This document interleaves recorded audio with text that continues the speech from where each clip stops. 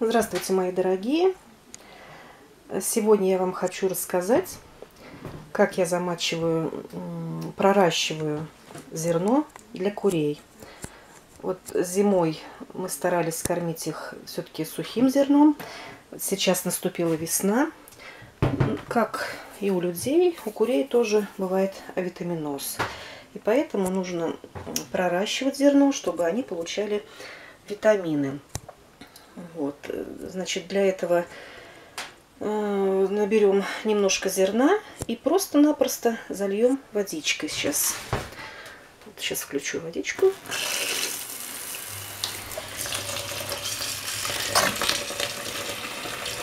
Вот. Воду нужно набрать примерно на 2-3 пальчика выше зерна.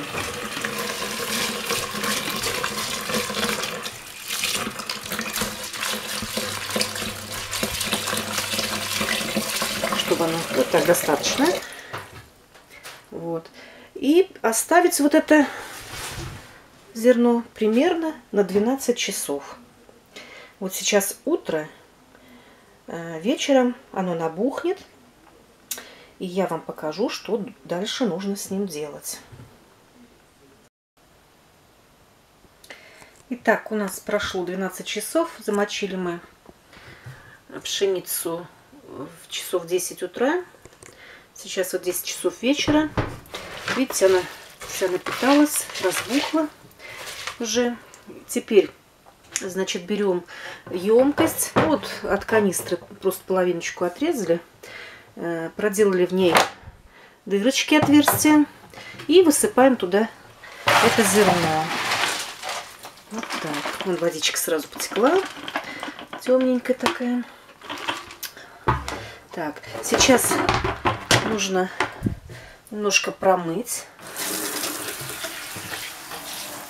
Вот так прям.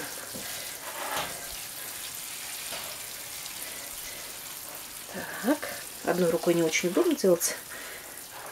Снимать все одновременно. Сейчас выровняем так. Ненужная влага стечет. Вот все стекает вниз. Водичка течет.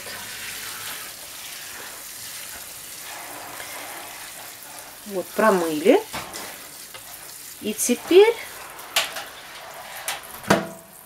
просто-напросто влажную тряпочку берем и сверху накрываем. Сейчас я водичку выключу. Так. И сверху накрываем вот так, чтобы не пересыхало. Снизу в дырочке вот водичка даже еще сливается. Если видно, да? Вот сливается вода. Все уйдет. И в таком положении, значит, состоянии, также должно постоять, примерно вот с ночи постоит. И утром я уже вам покажу, что здесь будет дальше. Ну вот, прошло чуть более 12 часов. Давайте посмотрим, что у нас получилось. Откроем. Вот. Вот так вот проросло зерно. Смотрите. Я думаю, на камеру будет видно. И вот этим зерном нужно кормить наших птичек. Вот. Итак, значит, мы замочили в небольшом объеме, вот этот объем в небольшом количестве воды, примерно на 2-3 пальца выше зерна. Часов 12 оно должно было постоять, значит, напитаться, набухнуть. Вот. И далее, значит, мы его промываем. Стечет, когда стечет с этой посуды, закрыть нужно будет влажной тряпочкой. Вот так вот, чтобы отсюда сверху не улетучивалась влага.